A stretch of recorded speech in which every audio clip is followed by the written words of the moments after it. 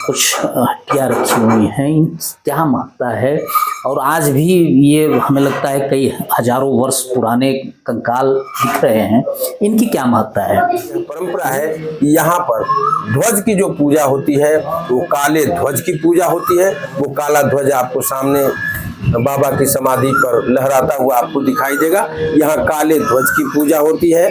दैनिक रूप से मछली, जी आपने बिल्कुल ठीक कहा, ये वो लकड़ियां हैं जो प्राचीन शमशान घाट पर जो मुर्दे जलाए जाते हैं। जी जी। चूंकि अघोर पंथ की साधना में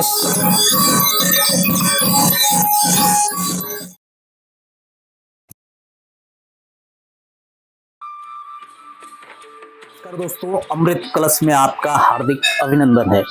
गाजीपुर गौरव और धरोहर के अगले क्रम में हम आप पहुंचे हैं गाजीपुर के गोद में बसा राजा गाध की नगरी, जहां से इतिहास के वो सारे पन्ने खुलते हैं जो गाजीपुर का बिल्कुल हृदय कहा जाने वाला कोट केहना किला, जहां पे अघोर का एक बहुत बड़ा चमत्कारी स्थान है, जहां पे भंडारा अगर बनता है तो महा श्मशान घाट की लकड़ियों पे भंडारा बनता है। यहाँ पे मछली और चावल का भोग लगता है। यहाँ दुधवा के रूप में शराब का चढ़ावा चढ़ता है। ऐसे चमत्कारी मठ पे हम मौजूद हैं। आइए हम जानेंगे यहाँ के रहस्य के बारे में। गाजीपुर का जिसे हम हृदय मानते हैं, ये वो शानदार जगह है राजा गाध की नगरी, जहाँ कभी राजा गाध ने खूबसूरत गाजीपुर नगरी को बसाने का काम किए थे, जहां से भगवान परशुराम और राजा गाध से लगायत जगदम्ब मुनि के आश्रम मौजूद हैं। ये सारी कहानियां यहीं से जुड़ती हैं। तो हमारे बीच में हैं यहाँ के प्रतिष्ठित कमलेश वर्मा जी। हम इनसे इस स्थान के बारे में जानेंगे और जानेंगे कि यहाँ के धरोहरों के बारे में। तो कमलेश वर्मा जी, आपका हमारे चैनल में बहुत हार्दिक अभिनंदन है। धन्यवाद। कहा जाता है कि अघोर पंथ की शुरुआत भगवान भोले से स्टार्ट हुई थी और भगवान भोले ने एक अघोर पंथ की महत्वपूर्ण साधना को उत्पन्न किए थे। उसके बाद इस स्थान पे हम पहुँचे हैं जिसे अघोर पंथ का एक बहुत बड़ा स्थान माना जाता है। तो इस स्थान के बारे में जानना चाहेंगे कमलेश जी कि ये स्थान किनसे जुड़ता है और अघोर पंथ का ये कौन सा महत्वपूर्ण स्थान है। जी, इस स्थान पर हम सब खड़े हैं, ये हम सबका सौभाग्य है। और इस जगह के बारे में बोलने से पहले सबसे पहले माँ गंगा को प्रणाम करता हुआ और इस सिद्ध पीठ पर जिन भी अघोर पंथ के सिद्ध साधकों की यहाँ समाधियाँ हैं, उन समाधियों के प्रति अपना नमन करता हुआ मैं कुछ बताना चाहूँगा।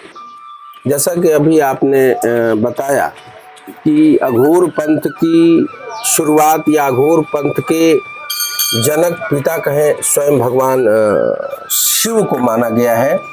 भगवान शिव ने लोक कल्याण के लिए इस सृष्टि में अघोर पंथ की एक ऐसी रहस्यमयी साधना की शाखा को इस दुनिया में उत्पन्न किया, जिससे दुनिया के थके हारे लोग, जब हम दुनिया में अपनी समस्याओं से बिल्कुल ही निराश हो जाते हैं, कहीं भी कोई सहारा नहीं मिलता, तो ऐसी मान्यता है कि अघोर पंथ के साधकों के संपर्क में जब हम आते हैं तो यहाँ हमारी समस्याओं का निराकरण हो जाता है। यहाँ हमारे जीवन में कल्याण का प्रकाश ये साधक फैलाते हैं और हम पुनः निराशा से आशा की तरफ बढ़ते हैं। इस जगह पे मैं आपको ज़्यादा क्या बताऊं, गिरनार, गुजरात में जूनागढ़ जिले में गिरनार पहाड़ी अगर अघोरियों की साधना की अगर यूनिवर्सिटी मानी जाती है, तो जिस स्थान बरैया आश्रम पर हम खड़े हैं, ये पूरी दुनिया में पाई जाने वाली अघोर पंथ की साधनाओं और साधकों के लिए ये मुख्यालय इस जगह को कहें, ये हेड ऑफिस कहें, दुनिया के किसी कोने में अगर अघोर पंथ की साधना में आप उच्च कोटि के साधक बन गए और बनने के बाद अगर इस स्थान पर आकर के और यहाँ के सिद्ध अघोर साधकों से अगर आपने अंतिम संस्तुति नहीं लिया, उनका अंतिम हस्ताक्षर नहीं लिया, तब तक आपके अघोर पंथ की साधना अधूरी मानी जाएगी और ये माना जाता है कि आप पूर्ण अघोरी अभी नहीं हुए हैं। जब यहाँ बौड़ैया आश्रम पर जो भी हमारे साधक रहे हैं अघोर पंथ के साधना से जुड़े हुए, वो मान्यता दे देते हैं कि नहीं अब आप कंप्लीट अवघड़ हो गए, तब ये माना जाता है पूर्ण रूप से सिद्धि प्राप्त हो चुकी है। यहाँ जब तक आपकी तकदीश नहीं होती है तब तक ये आपको पूर्ण रूप से साधक अघोर पंथ का नहीं माना जाएगा। बिल्कुल। जैसा कि आप बता रहे थे कमलेश जी की बौड़ैया बाबा पकड़ी ताड़ी घाट गाजीपुर, ये बौड़ैया बाबा को कहते हैं या इस स्थान को बौड़ैया कहा जाता है? नहीं, दरअसल बौड़ैया बाबा जो है क्षत्रिय कुल में उत्पन्न हुए एक ऐसे तेजस्वी बालक थे जो हम जिस स्थान पर खड़े हैं इस स्थान के ठीक सामने उस पार ताड़ी घाट ग्राम है। उस गांव में आज से हजारों साल पहले लोग बताते हैं, उस समय काल की सही गणना तो मैं नहीं बता सकता, लोग बताते हैं कि गंगा उस पार ताड़ी घाट के किसी क्षत्रिय परिवार में बाबा का जन्म हुआ था। बाल्यकाल से ही बाबा तेजस्वी थे और बाबा के चेहरे पर एक अलग तरह का तेज था। सांसारिक कार्यों में, सांसारिक जीवन से ये थोड़ा अलग रहते थे और धीरे धीरे बाल्यकाल से ही पूजा पाठ में ध्यान देते देते अंततः ये इस स्थान पर कब आए कैसे आए इसके बारे में तो मैं नहीं बता सकता। ये हजारों साल वर्ष पुराना स्थान है। अभी यहाँ के मुख्य सेवक के रूप में जैसे मैं दिखा रहा हूँ, यहाँ पे शराब का चढ़ावा चढ़ रहा है जिसे अघोर पंथ में दूधुआ कहा जाता है। मैं देख रहा हूँ यहाँ के जो मुख्य सेवक हैं यहाँ पे शराब का चढ़ावा चढ़ा रहे हैं। तो कमलेश भैया, जिसे ये स्थान मैं देख रहा हूँ ये बौड़ैया बाबा का स्थान है, क्या महाराज जी ने यहीं समाधि लिया था या इनका क्या इतिहास है, इसके बारे में ज़रा विस्तृत बताने की कृपा करेंगे। और जैसा कि आप दिखा रहे थे कि ताड़ी घाट मैं चाहूँगा छायाकार से कि आप ज़रा एक बार जूम करके दिखा दें। ये बिल्कुल गंगा जी के किनारे उस पार पे स्थित है, वही ताड़ी घाट है। इसी के महाराज जी उसी ताड़ी घाट के रहने वाले थे।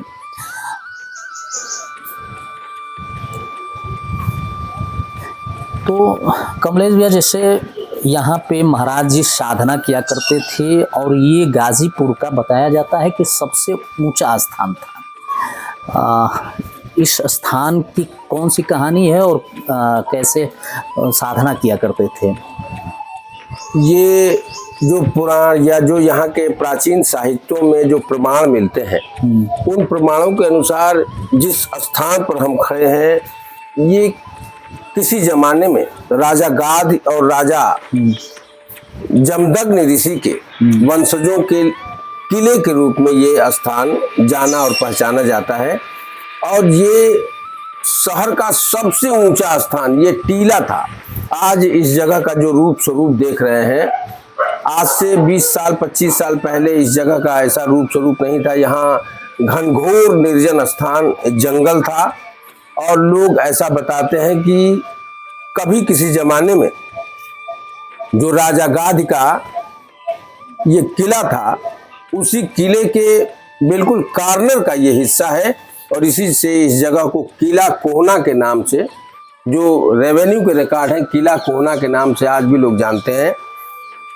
उस किले के एक भाग में उस जमाने के जो भी राजा महाराजा रहे हों, बाबा के प्रति उनकी ऐसी श्रद्धा और आस्था थी कि बाबा को उन्होंने ससम्मान अपने उस किले में साधना के लिए, पूजा के लिए एक स्थान दिया था और बाबा यहीं रह गए।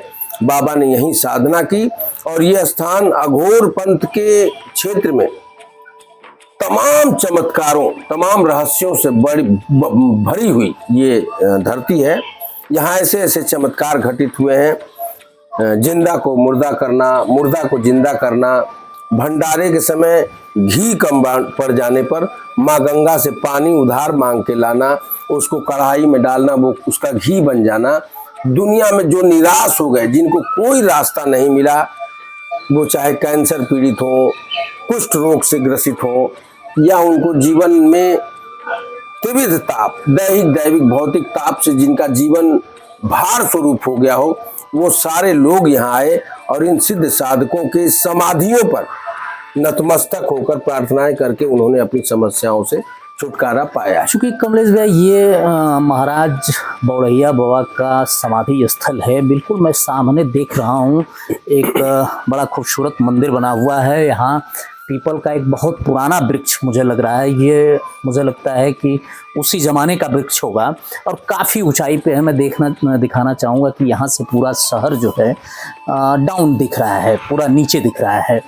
तो कमलेश भैया मैं ले चलना चाहूँगा आपको अंदर, और महाराज जी यहाँ के सेवक हैं, और मैं अंदर देख रहा हूँ यहाँ से दरवाजे से ये धुनी जल रही है, और ये धुनी मुझे लगता है अंदर प्रवेश करते ही बहुत चमत्कारी स्थान लग रहा है। कमलेश भैया ये धुनी जल रही है, इस धुनी की कौन सी महत्ता है? जैसे लकड़ियाँ मुझे दिखाई दे रही हैं आधी जली हुई हैं, तो ये इसका क्या मतलब है? जी, अघोर पंथ की साधना पद्धति में धूनी और खास तौर से मसान की लकड़ी ला करके और उससे प्रज्वलित की गई धूनी का बहुत महत्व है।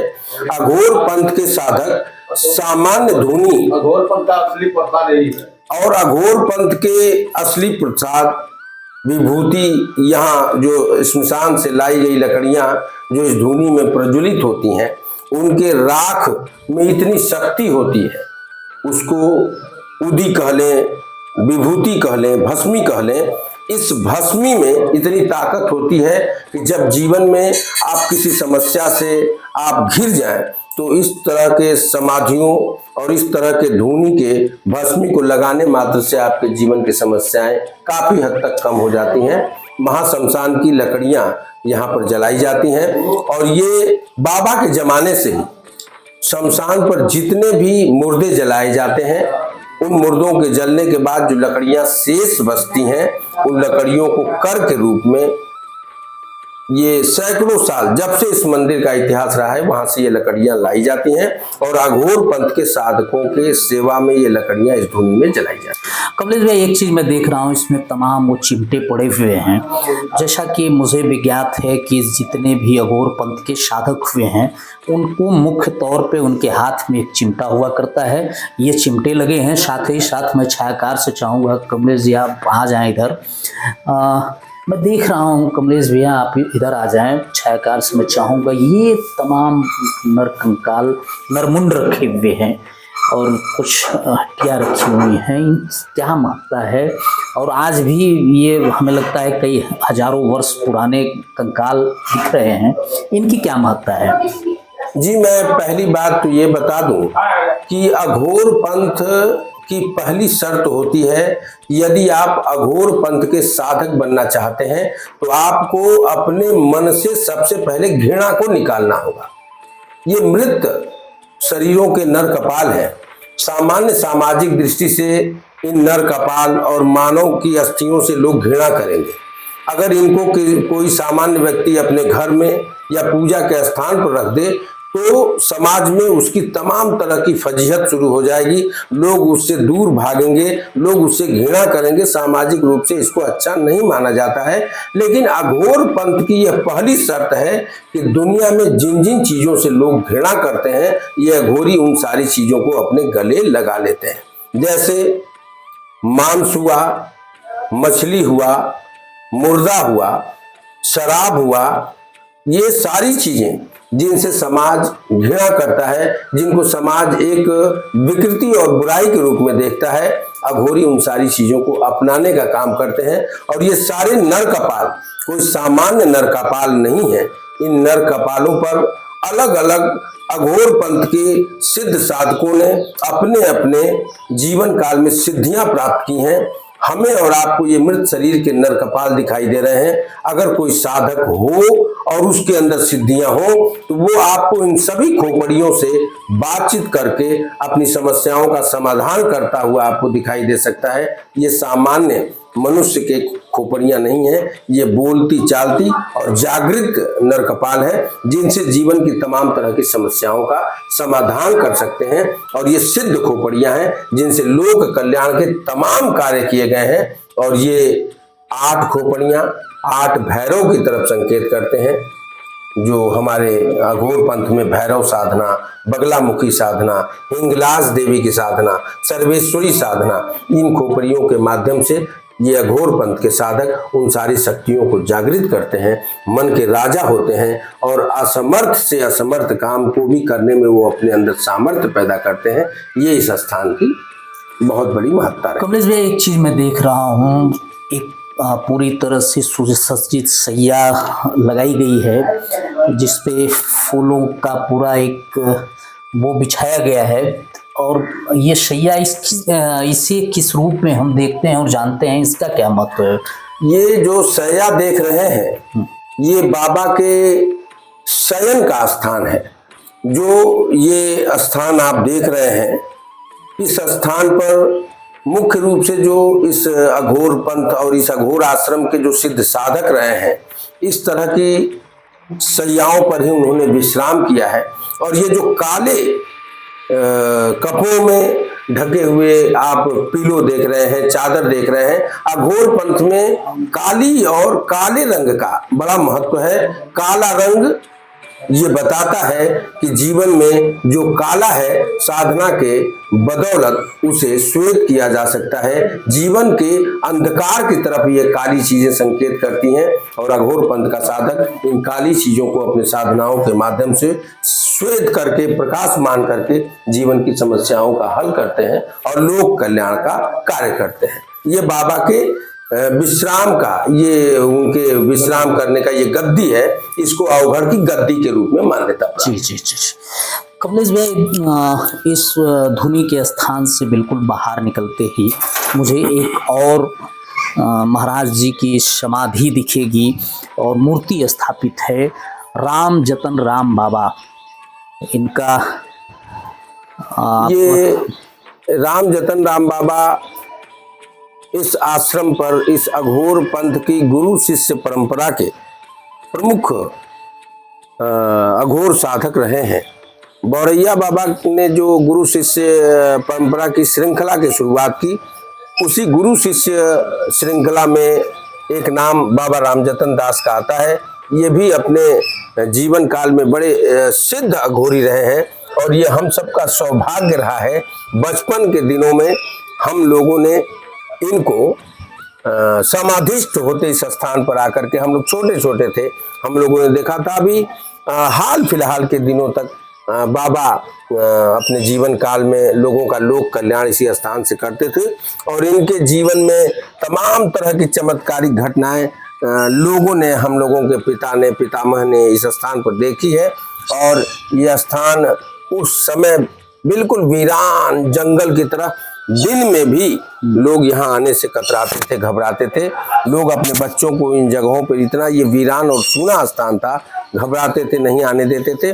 और प्रतिवर्ष बाबा का जब 1 अप्रैल के दिन प्रतिवर्ष यहाँ भंडारा होता है। यहाँ के स्थानीय इस मठ के ये अजीत बाबा हैं जो दैनिक रूप से, इंद्रजीत बाबा सेवा करते हैं और एक जमाने से इस स्थान पर संध्या आरती, प्रातःकालीन आरती, बाबा को दूधवा, शराब, मछली का जो भी यहाँ की परंपरा है। अच्छा, यहाँ पे मछली और चावल का भोग लगता है? मछली और चावल का। तो मछली और चावल ये प्रतिदिन, नित्य प्रतिदिन बनाते होंगे और यहाँ भोग लगाते होंगे ना? आज अतवार है, आज भंडारा होगा तो शाम को।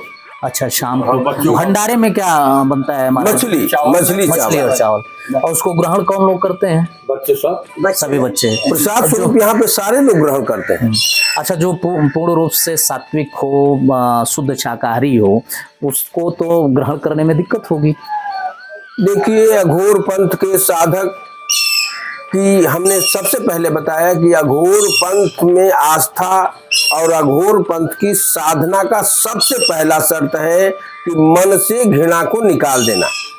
आप बात मछली की करते हैं, यहाँ बाबा लोगों ने सामने नदी की धार में बहते हुए मृत मुर्दों को बुला करके और चादर से ढक करके गंगा जल से अभिमंत्रित करके उसका हलवा बना करके प्रसाद बना करके लोगों को खिला दिया।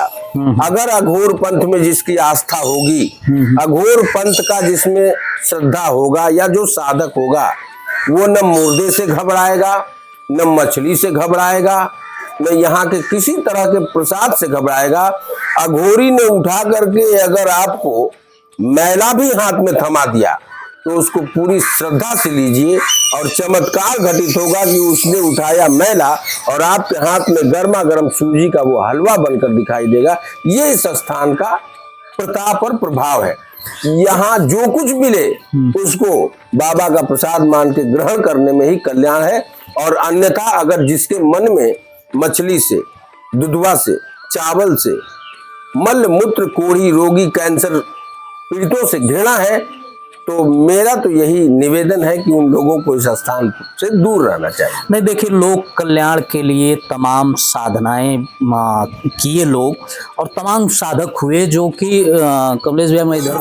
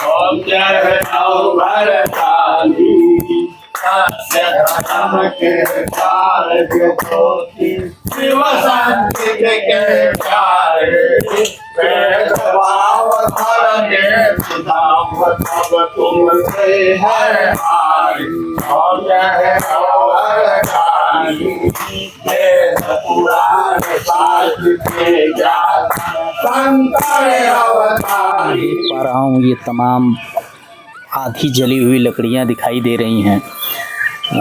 मुझे प्रतीत होता है कि ये महाशमशान की वही लकड़ियाँ हैं जिससे धुनी जलती है और यहाँ पे भोजन प्रसाद बनता है। जी, आपने बिल्कुल ठीक कहा। ये वो लकड़ियाँ हैं जो प्राचीन शमशान घाट पर जो मुर्दे जलाए जाते हैं। जी जी। चूँकि अघोर पंथ की साधना में शव साधना और शव के साथ जो है संबंध स्थापित करना, ये बहुत अघोर पंथ की एक विशेष साधना पद्धति में आता है। आपने देखा होगा जब मसान घाट, शमशान घाटों पर जो मुर्दे जलाए जाते हैं तो जो लकड़ियां होती हैं वो पूरी की पूरी लकड़ियां उन मुर्दों के साथ नहीं जल पाती।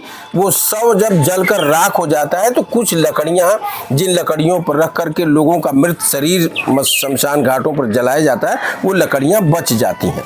और वही लकड़ियां अघोर पंथ के साधकों के लिए एक बहुत बड़ा अस्त्र बनती हैं। और वो अभी आपने ऊपर जो देखा वो हजारों साल पुरानी जो धूनी इन्हीं शमशान घाट से लाई गई लकड़ियों से प्रज्वलित हो रही थी, वो परंपरा रुके नहीं, वो महाशमशान की लकड़ियों से प्रज्वलित हुई धुनी सदा सर्वदा सृष्टि के आदि काल से लेकर सृष्टि के अंत काल तक चलती रहे, उस परंपरा को यथावत कायम रखने के लिए बाबा लोगों ने अपने जमाने से एक ऐसी व्यवस्था बनाई कि महाशमशान घाट के जो भी प्रबंधक संचालक होते हैं, जो भी डोम राजा होते हैं, उनको बाबा ने यह निर्देश दिया था उनके पितामह दादा पूर्वजों को कि जब तक यह आश्रम रहेगा और जब तक महाश्मशान घाट रहेगा, तब तक मुर्दों को जलाने के बाद शेष बची लकड़ियां यहाँ धूनी के लिए लाई जाएंगी और वो परंपरा सैकड़ों वर्षों से उसी तरह कायम है। यहाँ पर लगातार महाशमशान से शव को जलाने के बाद बची लकड़ियाँ लाई जाती हैं और इन्हीं लकड़ियों से धूनी जलाई जाती है और उसी धूनी पर अघोर पंथ के साधक अपनी साधनाएं और आज हम लोग का भी बहुत बड़ा सौभाग्य है, चूँकि इस अतवार का दिन है और अतवार के दिन यहाँ पे महाभंडारे का आयोजन होता है, तो मुझे लगता है कि इन्हीं लकड़ियों पे उस भंडारे को बनाया जाएगा और इन्हीं लकड़ियों पे बने हुए भंडारे को आज लोग बड़े चाव से ग्रहण करेंगे। इतनी बड़ी महत्ता यहाँ के मठ की है। तो इतना समय देने के लिए कमलेश जी का हृदय से आभार, बहुत धन्यवाद। मिलते हैं आने वाले पुनः नेक्स्ट वीडियो में, तब तक के लिए सभी सम्मानित साथियों का कारो होते, बलिया होते, देवल होते, वो आगे बढ़े थे और उन्होंने लोक कल्याण का काम किया। ये संभवतः कीनाराम महाराज की ही मूर्ति स्थापित की गई है और ये अघोर सम्राट भी इनको कहा जाता है। दूसरी एक चीज़ और मुझे सुनने में आया था कमलेश भैया कि यहाँ पे एक बहुत बड़ी गुफा है कोई। जी जी जी। यहाँ से जगदम्ब मुनि आश्रम को वो गुफा निकलती थी। जी जी जी जी। तो मैं चाहूँगा यहाँ भी धुनी जल रही है और यहाँ भी एक सैया लगी हुई है। बिल्कुल। तो कमलेश भैया, ये कौन से महाराज की सैया है और ये धुनी है? ये धुनी महाराज अघोराचार्य कीनाराम महाराज के सम्मान में, ये बाद में यहाँ के गुरु और अघोर पंथ के साधकों द्वारा निर्मित कराई गई। ये अघोराचार्य कीनाराम महाराज जी के शयन के लिए यहाँ पे अघोर पंथ की ये गद्दी दिखाई दे रही है और इस गद्दी पर जो आप पुरानी सैकड़ों साल पुरानी जो आप तस्वीरें देख रहे हैं, महाराज श्री कीनाराम जी महाराज की वो तस्वीर है उसमें, और अघोर पंथ के तमाम पुराने सिद्ध साधकों की वो तस्वीरें हैं जो अब इतनी खराब हो चुकी हैं और धूनी के धुआं और जो है कि नहीं कार्बन से उन पर इतना कालापन आ चुका है कि वो पहचान पाना मुश्किल सा है कि वो कौन से साधक की वो तस्वीर है। अघोराचार्य कीनाराम महाराज के शयन की ये गद्दी है और इसी मठ के साधकों द्वारा उनके सम्मान में, उनके साधना के लिए ये धुनी कालांतर में बनवाई गई थी।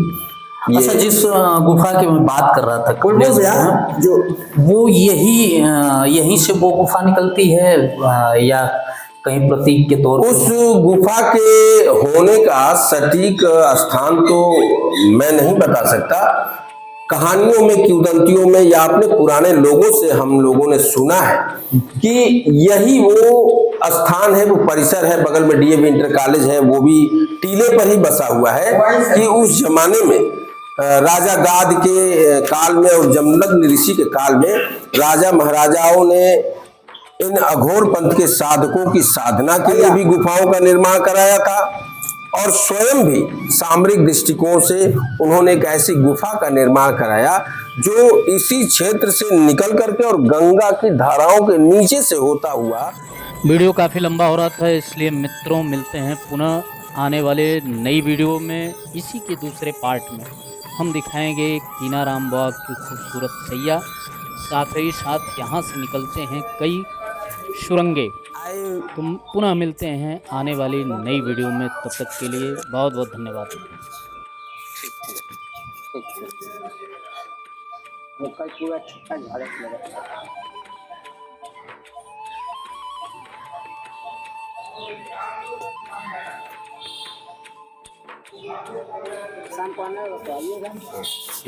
मछली खाना जैसे अमन तो बाणी जब शुद्ध शाकाहारी कहाँ हुआ?